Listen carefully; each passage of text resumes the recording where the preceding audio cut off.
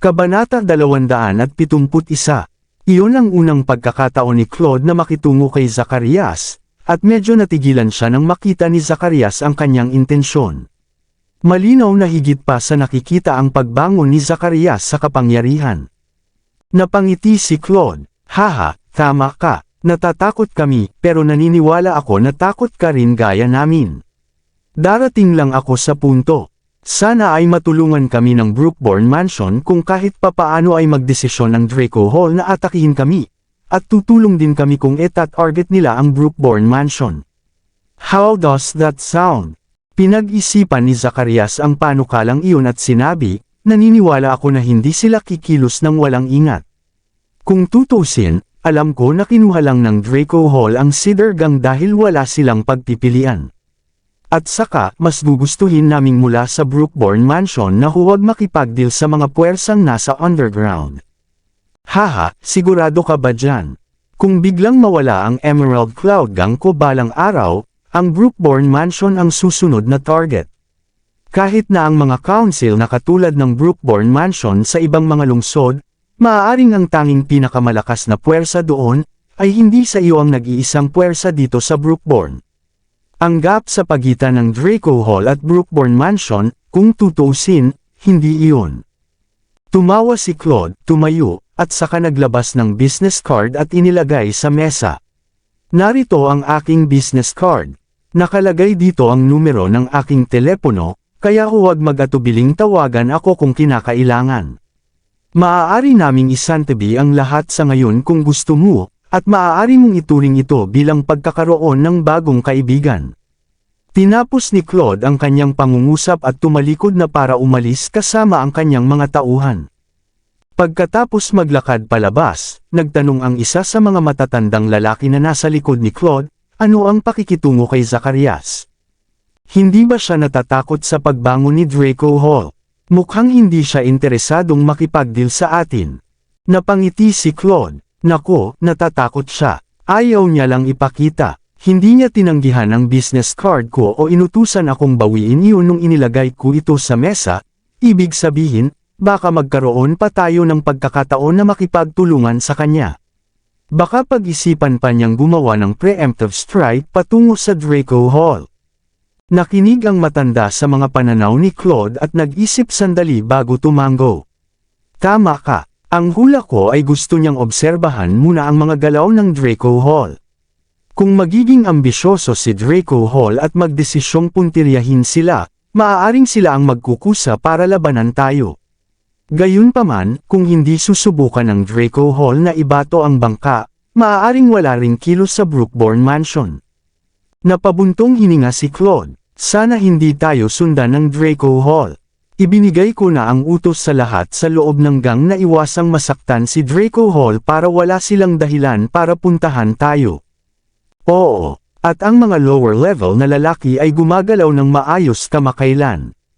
Tumango ang matanda, tumingin sa isang tabi kay Hugo, at hindi napigil ang sabihin, nabalitaan ko na ang sinumpaang kapatid mo, si Hugh, ay binugbog at nawasak ang kanyang pagkalalaki. Kumusta na siya? Tinulungan mo ba siya sa paghihiganti? Mapait na ngumiti si Hugo at sinabing, hindi pa. Napakalakas ng batang iyon, at hindi ko siya kalaban kong mag-isa. I'm planning to bring a few more people with me, para maturuan ko siya ng magandang leksyon. Kumunot ang noo ni Claude, at pagkatapos ay nagsabi, malakas ba ang background ng taong iyon? Saan niya nakuha ang mga bola na gawin laban sa isang tao mula sa ating gang? Alamin kung sino siya, at siguraduhin wala siyang anumang uri ng pakikisalamuha sa Draco Hall. Hehe, that kid's a nobody. He just came out of prison not too long ago, and he's just the cousin of one of our former debtors, Queenie. Don't worry, sir, I can handle this. Ang isa pa naming protector na si Brad Leyland, ay nagsabi na rin na sasama siya sa akin kapag oras na, nakangiting sabi ni Hugo. Mas malakas si Brad sa'yo. Magiging maayos ang lahat kung sasama siya sa'yo. Tumango si Claude, at lahat sila ay nagmaneho. Sa sandaling umalis si Claude at ang iba pa, si Zacarias at ang ilan sa mga matatanda ng Ballard ay tumahimik sa silid. Makalipas ang ilang sandali, isang nasa katanghaliang gulang na babae ang nagsabi kay Zacarias, "Sir, sa tingin ko ay may punto si Claude. Kailangan nating mag-ingat sa Draco Hall." Tumango si Zacarias. "Sa katunayan, ginagawa natin, ngunit natatakot ako na hindi natin dapat pakialaman ang Draco Hall. Kung ang Brookborn Mansion ay makikipag-ugnayan sa mga puwersa ng underground tulad ng Emerald Cloud Gang sa pakikitungo sa Draco Hall, ang ating reputasyon at imahe ay masisira kapag nabalitaan ang balita. Bukod dito, ang Draco Hall ay hindi na nagsimula ng anumang karagdagang aksyon pagkatapos makuha ang Cedar Gang." Pinag-isipan ng nasa katanghaliang gulang na babae ang mga salita ni Zacarias at sinabing, "Sir, ang mga pamilyang may mataas na klase ay nagbibigay sa atin ng 10% ng kanilang kita bawat taon, hindi ba? Paano kung itaas natin iyan ng doble? Ang mga konseho sa ibang mga lungsod ay kadalasang humihiling ng 20% kontribusyon mula sa mga pamilyang may mataas na uri, at ito ay nagmumukha sa atin na masyadong maawin." "Sumasang-ayon ako, Ginoo. Maaaring mayroon tayong yaman ng pondo ngayon, ngunit malalampasan tayo ng Draco Hall kung sakupin nila ang Emerald Cloud Gang. Kahit na hindi yun mangyari, halos hindi na tayo magkapantay-pantay. Sa nakikita ko, dapat nating tanggapin ang mungkahi na iminungkahi ng esteemed elder, Edith, at dagdagan ang halaga ng kontribusyon sa 20%, at ang mga elite lamang na iyon ay makakalaban natin sa karamihan sa posisyon ng Brookborn Mansion." Matapos marinig ang kanilang mga opinyon, bumantong hininga ang isa pang matandang lalaki. "Ang ating pangunahing hadlang ay ang kahirapan kung saan kumita ng pera ang mga pamilyang may mataas na uri. Nagkaroon ng pag-urong sa ekonomiya sa nakalipas na 2 taon, at hindi mainam para sa amin na gumawa ng mga biglaang kahilingan sa kanila." Isinaalang-alang ni Zacarias ang mga pananaw na ibinigay at sinabing muli, "Nagbigay ang mga Longhorn. 3 nakaayos na sa atin na mga lugar sa Liberty City, at ang mga locus yung ibinigay ay medyo maganda rin. Naniniwala ako na magdadala ito sa atin ng maraming kita, kaya hayaan muna natin ito sa ngayon. Sa tingin ko, dapat nating anyayahan ang mga tao mula sa Draco Hall na pumunta sa atin para uminom, at gagawa sa kanilabong talakayan sa lalong madaling panahon, at maaari nating madama ang kanilang saloobin sa lalong madaling panahon." Ang pagkikita kay Larry at sa kanyang mga tauhan para lang makita ang kanilang mga reaksyon ay tila isang hakbang sa tamang direksyon. Si Edith, ang nasa katanghaliang gulang na babae, ay tumango bilang pagsang-ayon. Sa sandaling iyon, kagagaling lang ni Sheila sa pamimili. "What's up, Dad? What are you discussing so late night?"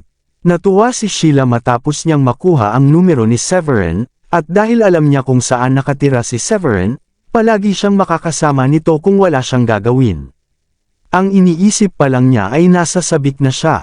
Ngumiti si Zacarias at sinenyasan ang iba na umalis.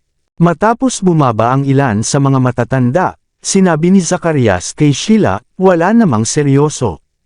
Nag-aalala lang kami na baka maging banta si Draco Hall sa ating katayuan, kaya nagpaplano kaming mag-recruit ng ilan pang mga elite na mandirigma para patatagin ang ating lakas at katayuan bilang Brookborn Mansion." "Elite fighters." Iisa si Severin, "Tama." Ngumiti si Sheila, at pagkatapos ay muling sinabi, "Nakakahiya na umalis tayo ng masyadong maaga ngayon at hindi nakakita ng isang kapana-panabik na engkwentro. Nabalitaan ko na 3 napakalakas na mamamatay tao ang gustong patayin si Severin, ngunit hinarap niya sila at pinatay sa halip. Ang 3 mamamatay tao ay iniulat na napakalakas, kaya't kahit na ang mga bodyguard ng Longhorns ay natatakot sa kanila, gayunpaman, ang 3 ay sa kanila ay pinatay ni Severin." Hindi ba siya kamangha-mangha?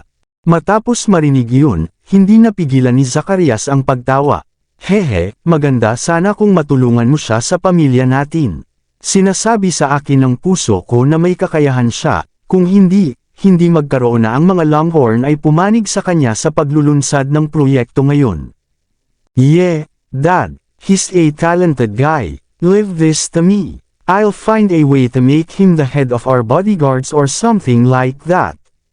Pwede natin siyang bigyan ng mataas na sweldo," sabi ni Sheila na may kasamang inosenteng ngisi. Nakangiting tugon ni Zacarias. Hehe, crush mo siya diba? Namula kaagad ang mga pisngi ni Sheila, ngunit nakasimangot pa rin siyang nagsabi, kalokohan, Dad. Gusto ko lang makipagkaibigan sa kanya pagkatapos niya akong iligtas. I think he's a really interesting person too, since he refused to accept my money after I saved him. Pagkasabi nun, napakunot ang noo ni Sheila, tumalikod, at nilagay ang mga kamay sa likod niya bago nagsalita ng confidently, higit sa lahat, hindi niya ako pinapansin kahit na maganda akong babae. Ito ang una na may nakilala akong lalaking ganyan. Alam na alam ni Zacarias na ang pasimula ng pag-ibig sa isang tao ay nagpapakita ng interes sa kanila. Kumunot ang noo niya, at seryosong tumingin kay Sheila, at sinabing, aaminin ko na mukha siyang desenteng lalaki, pero kung wala kang crush sa kanya ngayon, sana manatili ka sa ganoong paraan at hindi ka na magkakaroon ng anumang nararamdaman para sa kanya. Nang marinig iyon ni Sheila ay agad siyang lumingon at tumingin kay Zacarias para magtanong, bakit, Dad? Bakit hindi ko siya magustuhan kung siya ay isang disenteng tao sa iyong paningin? Dahil mas matanda na siya sa iyo, at hindi ka rin naputol sa iisang tela. Pangalawa, si Severin ay manugang ng mga Shanahan, ibig sabihin ay may asawa na siya. Ikaw naman ay aking anak, at tatanggapin ko lang ito kung nakahanap ka ng mas mabuting lalaki. Paliwanag ni Zacarias. Matapos marinig iyon, malungkot na sinabi ni Sheila, siguro mas mahusay siya kaysa sa pagkilala mo sa kanya, Dad. Ngumiti ng pilit si Zacarias. Ang kailangan lang niya para sa kanya ay ilang medikal na kasanayan at kaunting kakayahan sa pakikipaglaban.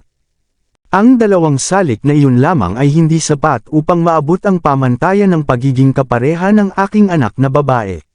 Dapat din siyang may kaalaman sa maraming bagay. Mas mabuti ang mga may talento sa negosyo tulad ng mga tagapagmana ng isang first-year na pamilya.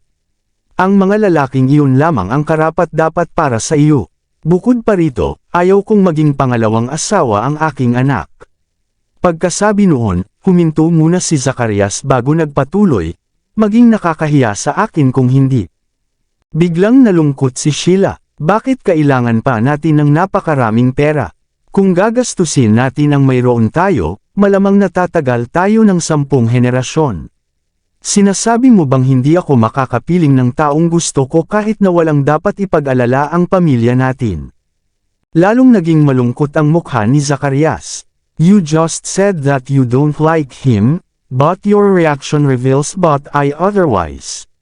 I have no issues if you made friends with him and bring him into our family to help us out. Will put my foot down when it comes to letting you marry him. Sheila rolled her eyes and said, hindi ko sinabing gusto ko siya. Naiinis lang ako kapag nakikita ko ang pagiging mapagpakumbaba mo. Inaasahan mo ba na mapapangasawa ko ang isang mayaman na bata mula sa isang upper class na pamilya dahil lang sa galing sila sa magandang background, marunong magnegosyo at marunong kumita ng pera, at isang taong sa tingin mo ay karapat-dapat na magmana ng iyong mga ari-arian. Pero sa tingin mo, ganoon din ang tingin mo sa akin. Para sa akin, ang mahalaga ay kung ano ang nararamdaman ko para sa taong iyon. Kung gusto ko siya, walang makakapagpabago sa isip ko, kahit na siya ay isang mahirap na tao. Iyan ay hindi katanggap-tanggap. Ikaw ang aking anak. Paano ka mahuhulog sa isang mahirap na tao? Si Zacarias ay ganap na hindi nakaimik. Pagkatapos mag-isip sandali, sinabi niyang muli, mayroong 2 iba pang first-year na pamilya sa Brookborn bukod sa atin, ngunit wala sa kanilang mga anak na lalaki ang mahusay na kandidato dahil kulang sila. Ngunit ang mga kabataang lalaki mula sa mga pamilya sa Riverson, at may mga asset din tayo doon. Kung nagkataon akong may mga angkop na kandidato doon sa hinaharap, maaari mong isaalang-alang na kilalanin sila bago sila pakasalan. Ayokong magpakasal sa isang taong nasa ibang lungsod. Lalong nagalit si Sheila nang marinig ang proposal ng kanyang ama dahil lagi itong nagsasabi sa kanya noon. Kahit na mayroon siyang 3 asawa, nag-iisang anak niya ito.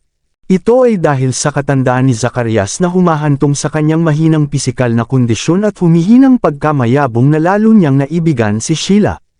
Kaya naman isang malaking sorpresa kay Sheila na iisipin pa nga ng kanyang ama na pakasalan siya sa isang pamilya sa Rive Urson. Sinabi ni Zacarias, ang Rive Urson ay isang malaking lugar, na may isang lugar na higit sa 2 beses na mas malaki kaysa sa Brookborn. Ang mga damo doon ay mas lantian, at ang kanilang mga first year na pamilya ay mas malakas pa kaysa sa Brookborn Mansion. Ang iyong buhay ay walang pag-aalala magpakailanman kung maaari kang magpakasal sa isang pamilya doon. After a brief pause, he added, and that's not considered far by most standards. Rive Urson is only an hour or 2 away from here by car, and we also have lots of properties and villas there. Kung lilipat ka doon, you can come back to visit me anytime. More importantly, our assets will be better utilized and developed if you marry there. Malamig na ngumiti si Sheila. Anong ibig mong sabihin, Dad? Ginagamit mo ba ang kasal ko bilang paraan para magkaroon ka ng mas maraming benepisyo? Hindi ko hahayaang maging transaksyon ang kasal ko. Nang makita ni Zacarias ang matinding reaksyon ni Sheila, bahagyang pinalambot nito ang tono at sinabi sa kanya, huwag kang magpakatanga. Hindi ko sinasabing magiging transaksyon ang kasal mo. I'm just hoping that you'd choose the best out of the best because my daughter deserves only the best. Okay, matutulog na ako. Bata pa ako, at hindi ko pa iniisip ang tungkol sa kasal. Iligtas natin ang pag-uusap na ito para sa hinaharap. Mataray na sabi ni Sheila at umakyat na. Sa ibang lugar, sa Rive Urson, tinipon ni Torran ang ilan sa mga matatanda at tagapagtanggol ng Blood Gang.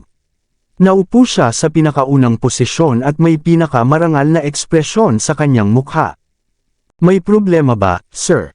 Wala na akong maisip na ibang paliwanag kung bakit mo kami pinatawag dito ng gabi na. Hindi maiwasan ng isang babae ang sumimangot. Sa paghusga sa mukha ni Torran, kaya na niya ang pakiramdam na may isang malubhang mali. Ang Rive Urson ay isang malaking lugar, pagkatapos ng lahat, at ang Blood Gang ay nakagawa lamang na maging isa sa pinakamalakas na puwersa sa underground doon dahil sa dami ng malalakas na individual sa kanilang hanay.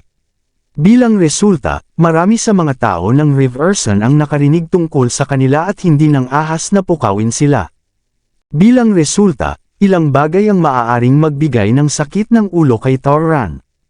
Tumingin si Torran sa lahat at sinabing, kakapatay lang kaninang hapon si Fifth Elder, Frankie, at ang kanyang 2 apprentice. Ano, napasinghap ang lahat ng marinig iyon.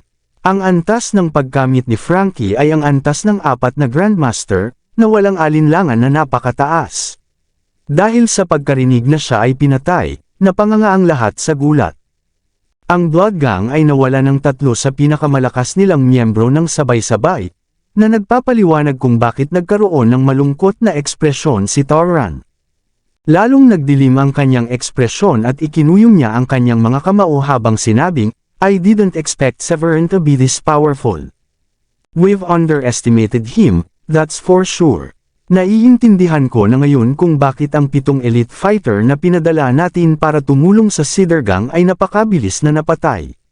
Kasunod ng maikling paghinto, nagpatuloy siya, sa paghusga sa kasalukuyang sitwasyon, masasabi kong napakahirap para sa atin na makakuha ng access sa underground forces ng Brookborn at makuha ang kanilang mga ari-arian kung hindi natin papatayin si Severin.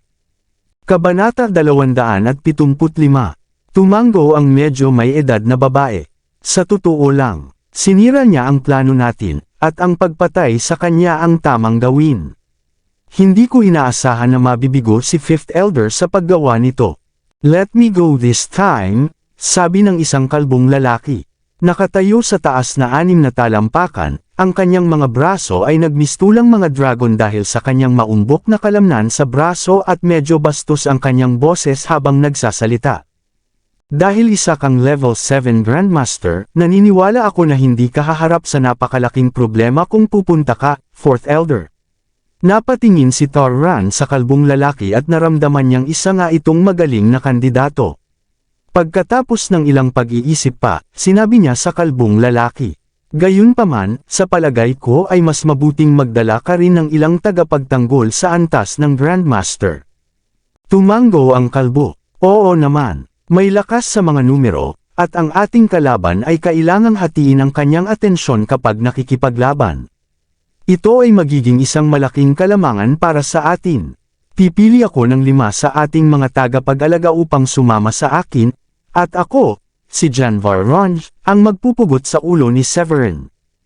It's settled then. Ang mga gastusin mo sa biyahe mo doon ay ibabalik, at ikaw din ay may magandang gantimpala kapag bumalik ka. Sa wakas ay tumayo si Torran at sinabi kay Janvar, hihintayin namin ang iyong mabuting balita, Janvar.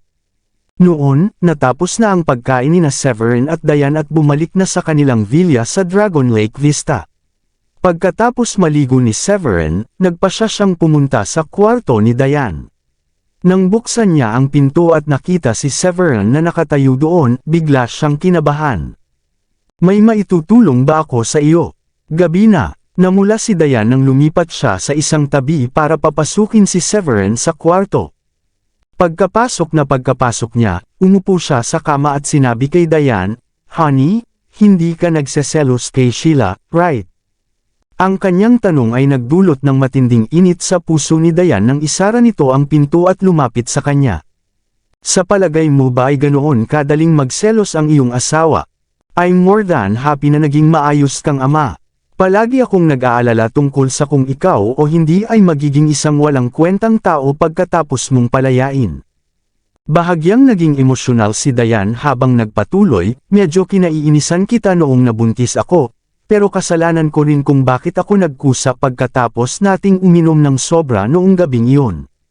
Pinakawalan ko lang ang sarili ko sa iyo noong gabing iyon dahil pinipilit ako ng pamilya ko na pakasalan si Edward, pero nandidiri pa rin ako sa iyo dahil nakulong ka kaagad pagkatapos mong kumuha ng unang pagkakataon." Nanatiling tahimik si Severin. Tulad ng sinabi ni Dayan, masyado silang nasayang mag-isip noong panahong iyon, o sumuko sila sa kanilang mga pagnanasa sa ilalim ng impluwensya ng alkohol. Gayunpaman, sa pagbabalik tanaw, nadama ni Severin na maswerte ang lahat ng nangyari sa paraang ito, dahil si Dayan ay isang mabuting babae, at siya ay libu-libong beses na mas mahusay kaysa kay Lucy. Patuloy ni Dayan, "Ngunit pagkatapos kong malaman ang tungkol sa iyong pamilya at ang mga pangyayari na kailangan nilang pagdaanan, nakiramay ako sa kanila at nagpasya na subukan kong tulungan sila. Nararamdaman ko na ang iyong mga magulang ay mabuti, tapat na mga tao, na nangangahulugan na malamang na hindi ka rin masamang tao. Kaya lang, nakaramdam pa rin ako ng sama ng loob dahil ikaw ang dahilan ng lahat ng paghamak ng ibang tao at pangungutya sa akin. I'm sorry, honey. Malaking bahagi ng responsibilidad ang bumabagabag sa akin sa nangyari noong gabing iyon, dahil natulog ako sa iyo dahil alam kong baka mahuli ako sa susunod na araw pagkatapos basagin ang bote sa ulo ni Easton. Hindi ko akalain na mabuntis ka pagkatapos noon, at hindi ko akalain na magdadala ito sa iyo ng labis na sakit at pagdurusa." Hinawakan ni Severin ang kamay ni Dayan, at taimtim na sinabi, "Huwag kang mag-alala. I try my best to make it up to you."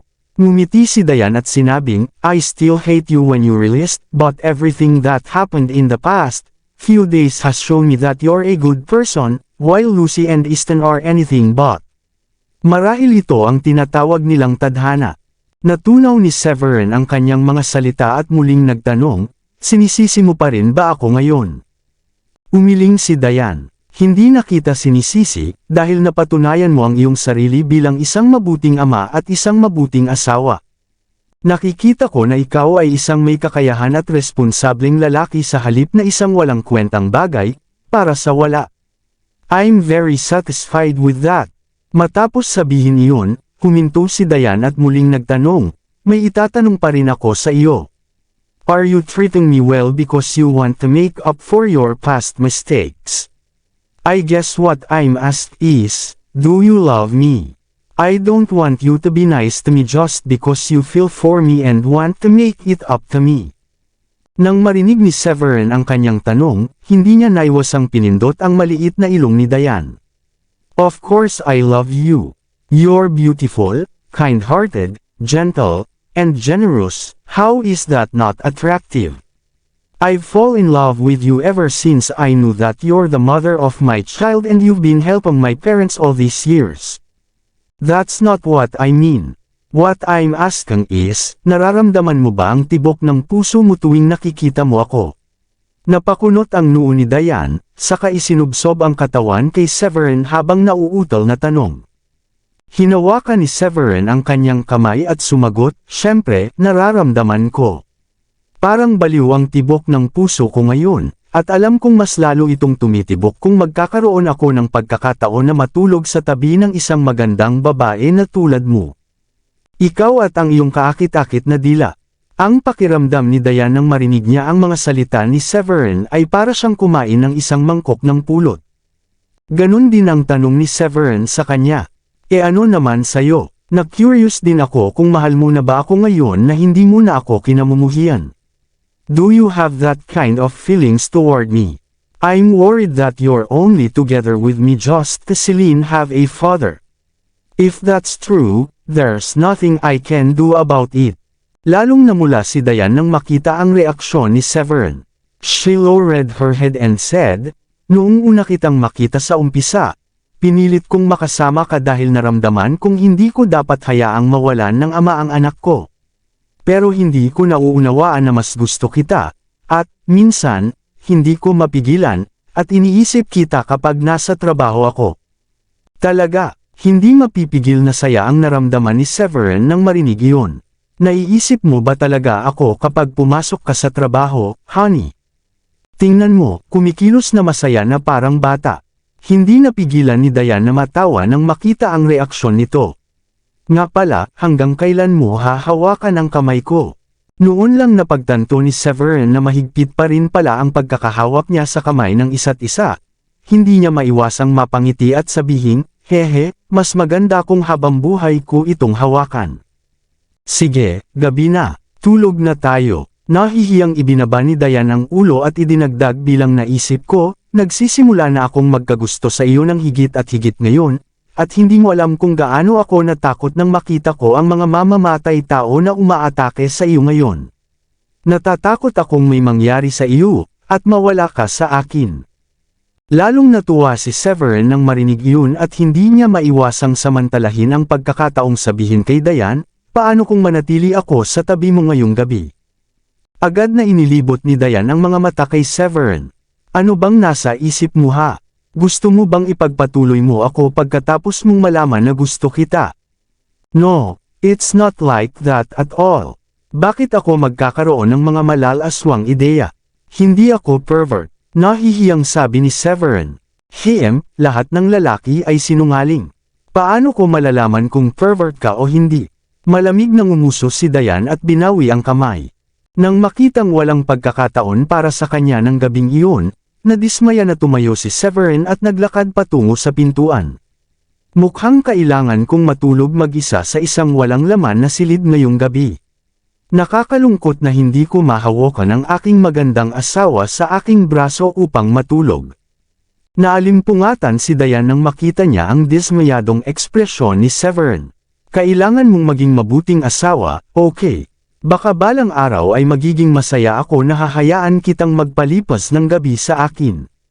Lumingon si Severin at sinabing, "Ano pa ba ang kailangan kong gawin, honey? Nakatulong na ako sa mga siyanahan na makakuha ng 2 pwesto sa proyekto, at mayroon din tayong bahay at kotse. Sa tingin ko ay maganda na ito." Pagkatapos ay sadyang sinabi ni Diane, "Nangako ka sa akin na bibigyan mo ako ng kasal na makagugulat sa buong lungsod at may inggit ang lahat sa Brookborn." "Hindi ko nakalimutan na sinabi mo yon." Bumilis ang tibok ng puso ni Severin. Kahit na si Diane ay tila walang pakialam nang binanggit niya iyon sa kanya noong nakaraan, tila may pakialam siya rito. At may magandang dahilan din, dahil siya ay naging pantirya ng maraming batikos pagkatapos niyang mabuntis ito nang hindi nagpakasal sa kanya. Nag-isip siya sandali, at pagkatapos ay sinabi sa kanya, "Huwag kang mag-alala, honey. Gagawin ko itong totoo para sigurado, ngunit maaaring may 2 bagay na kailangan kong harapin sa susunod na kalahating buwan, kaya maaaring kailanganin kong ipagpaliban ang kasal ng kaunti. Ngunit kapag nawala na iyon, ipinapangako ko na babayaran kita sa isang engranding kasal. Ito ay magiging isang napakalaking halimbawa, ngunit hindi ito isang napakalaking sensasyon sa buong Brookport, ngunit ito ay isang napakalaking sensasyon pati ang buong South County. Nang marinig iyon ni Diane, sinabi niya, oo, ipagmalaki mo pa.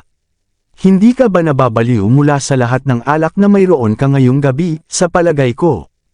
Ang buong Southern Country ay may higit sa 100 lungsod, at ang iyong pangako ay medyo over the top kung talimitanungin mo ako. Haha, iyon lang ang dulo ng malaking bato ng yelo. Pagdating ng panahon, kahit ang buong bansa ay may inggit sa iyo. Tumawa ng malakas si Severn. Tiwala siya doon dahil ang mga Diyos ng digmaan ng bansa ay lahat ng kanyang mga apprentice. Bukod dito, natutunan lamang nila ang isang maliit na balbas ng tunay na dami ng kaalaman ni Severn. Lasing ka talaga, umiling si Diane. Iniisip kong hayaan kang matulog dito magdamag, ngunit dahil nakita kong lasing ka, nagbago na ang isip ko. Ayokong madamay ka sa akin sa kalagitnaan ng pagtulog ko. Ano? Nang marinig iyon ni Severn, agad niyang sinabi, totoo ba yan, honey? May plano ka ba talaga? Tingnan mo, hindi ako lasing. I swear. Sinasabi mo iyan, ngunit nagyayabang ka na parang walang negosyo kung hindi. Sabi ni Diane na ikinaikot ng mata. Okay, hindi ako dapat nagyayabang ng ganyan. Maniniwala ka ba na hindi ako lasing kung titigil ako sa pagmamayabang? Well, kung ganoon, I'll keep a low profile. Mapait na sagot ni Severn. Ipinagkapit ni Diane ang kanyang mga kamay sa harap ng kanyang dibdib at sinabing, fine, I'll let you sleep here tonight. Pero isang gabi lang, at bawal kang gumawa ng anumang bagay na palihim, okay? Kung papatungan mo ako at ibuli mo ako, I swear hindi na kita papapasukin sa kwarto ko. Oo, syempre. Ipinapangako kung hindi ako gagawa ng anumang bagay na palihim. I'm happy enough that I got the chance to sleep with you for one night. Tuwang-tuwa si Severn dahil alam niyang ito ang una sa marami pang gabi sa hinaharap. Higit pa rito, ang mga salita ni Diane ay isang senyales na unti-unti na niyang tinatanggap siya. Alam ni Severn na hindi matalinong madaliin ang mga bagay-bagay, lalo na't nakikipag-ugnayan siya sa isang malamig at karaniwang reserved na babae tulad ni Diane. Maya-maya pa ay nakahiga na silang dalawa sa kama, at nakaramdam ng kaba si Diane kaya kusa itong tumabi sa kanya kaya nakaharap ang likod niya kay Severn. Nang makita ni Severn ang paggalaw nito, hindi niya napigil ang sabihin, mahal, pwede ba kitang yakapin sa likod habang natutulog tayo? Okay, mahinang sagot ni Diane. Ngunit lalo siyang kinabahan sa kaibuturan. Hindi nagtagal, iniunat ni Severn ang kamay mula sa likuran para yakapin ang kanyang baywang. Ang kanyang matibay na dibdib ay inilagay sa kanyang likod, at ang kanyang puso ay tumibok ng mas mabilis kaysa dati. Lahat ng uri ng ligaw na pag-iisip ay nagsimulang tumakbo sa kanyang isipan. Nakiramdam silang dalawa para matulog at di nagtagal ay nakatulog na sila. Kinaumagahan, pumunta si Celine sa kwarto ni Diane pagkatapos mag-freshen up, binuksan ang pinto, at pumasok. Wow! Natutulog din si Itay kay inay. Ehehe, hindi niya maiwasang takpan ang bibig at humadjekik nang mapansin ang tulog ng kanyang mga magulang. Nakahiga si Severn sa kanyang likuran, habang si Diane ay nakasubsob na ang isang kamay ay nasa dibdib ni Severn at isang hita sa katawan ni Severn. Boses ni Celine ang nagpagising kay Diane mula sa kanyang pagkakatulog at agad nitong nasabi sa kahihiyan, Celine, gising ka na, nag-toothbrush ka na ba? Oo, nag-toothbrush na ako at naghilamos ng mukha, kaya naisipan kong gisingin kayo. Ngumiti si Celine. Nagising na rin si Severn, at medyo na-awkward siya nang makitang nandoon si Celine. Agad siyang ngumiti at sinabing, you should go downstairs and have breakfast if you've brushed your teeth at naghilamos na ng mukha. Hehe, niyakap ni nanay si tatay para matulog. Niyakap ni nanay si tatay para matulog. Tumalikod si Celine at masayang sumigaw habang tumatakbo pababa. Huwag kang sumigaw, Celine.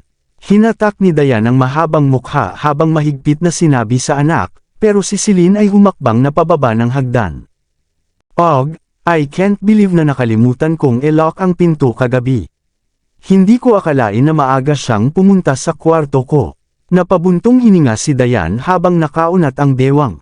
Nang mapagmasdan ni Severin ang slim figure ni Diane, hindi niya maiwasang mapalunok. Bukod dito, nakasexy na nightdress si Diane, na nagpainit sa loob niya. Anong tinitingin-tingin mo, pervert ka? Bilasan mo at lumabas ka. Kailangan kong magpalit ng damit.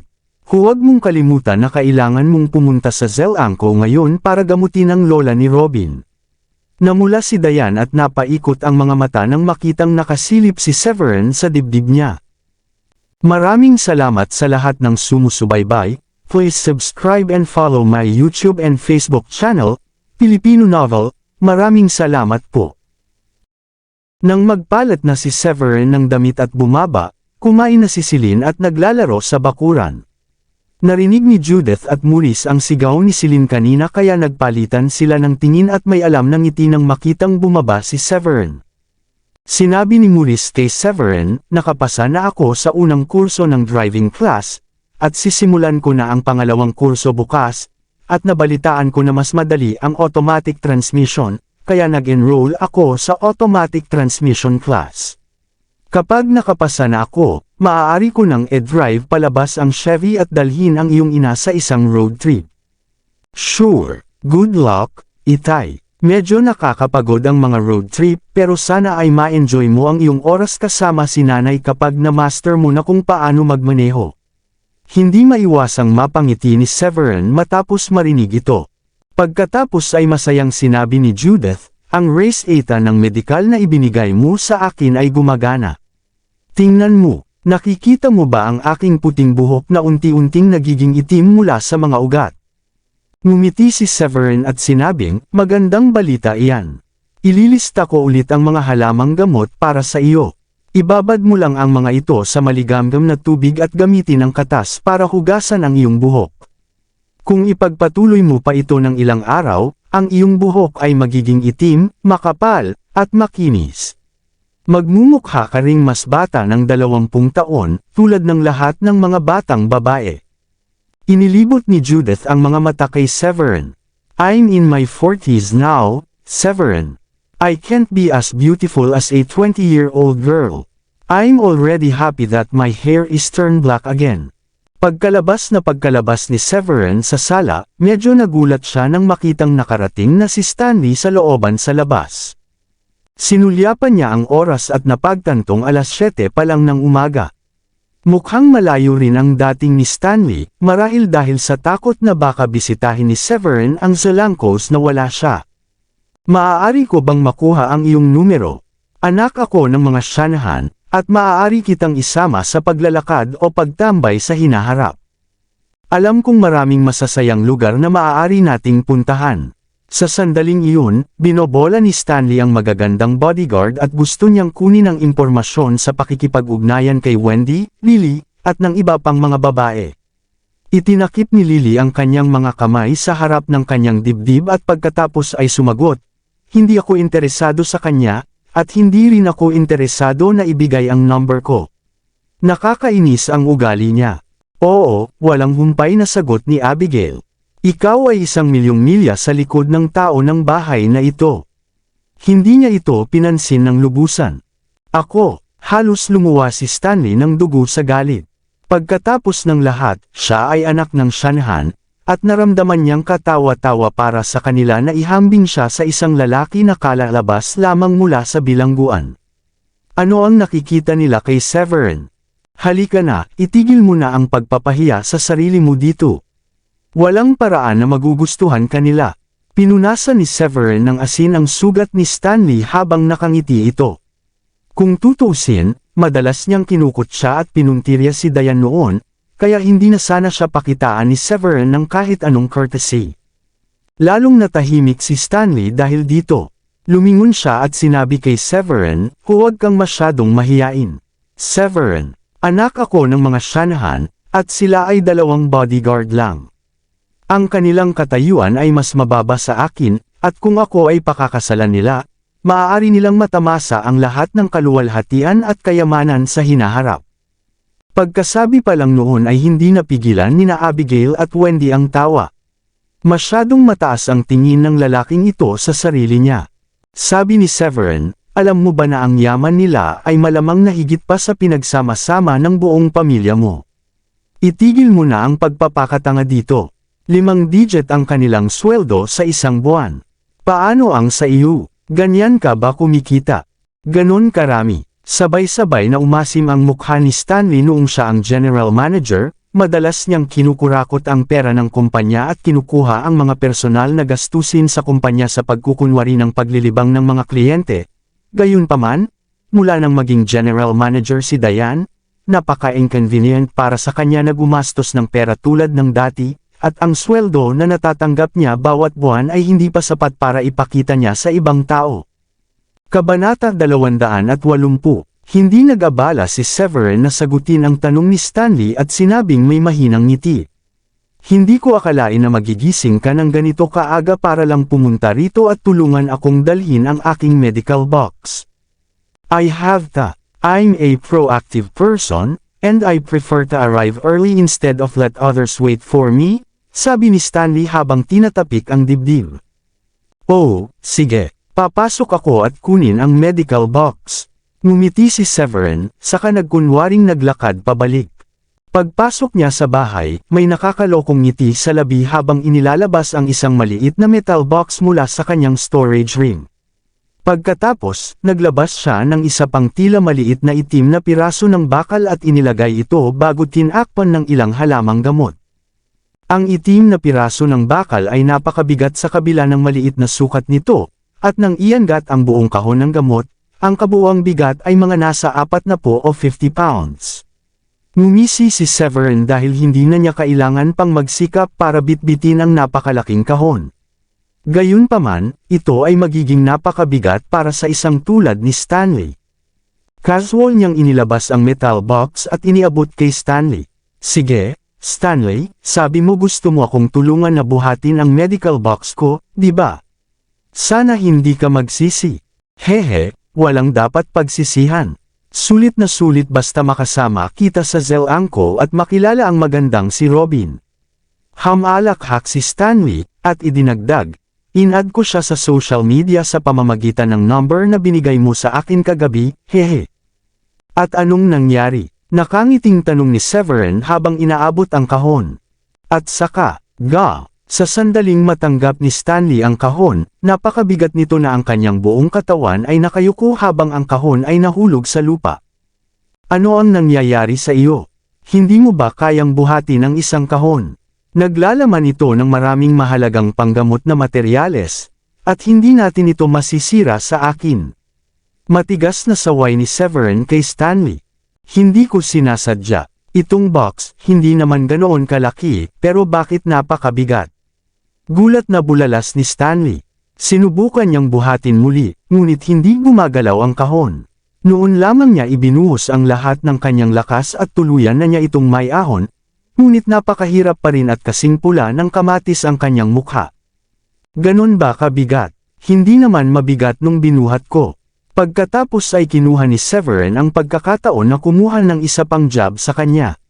Hehe, I think it's because you don't exercise all too often.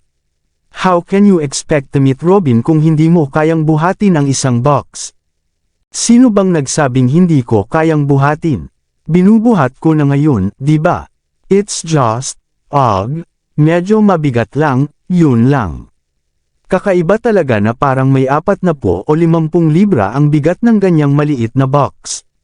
Ano ang nilagay mo? Kumunot ang noo ni Stanley, at pilit na dinadala ang kahon. Dapat na tayong gumalaw. Nasaan ang sasakyan mo? Sumakay na tayo sa kotse. Natutuwa si Severin na makita si Stanley na nag-overexert sa kanyang sarili ng ganoon. He took his time to go over and walked slowly as he asked, by the way, sinagot ka ba ni Robin pagkatapos mo siyang i-add sa social media?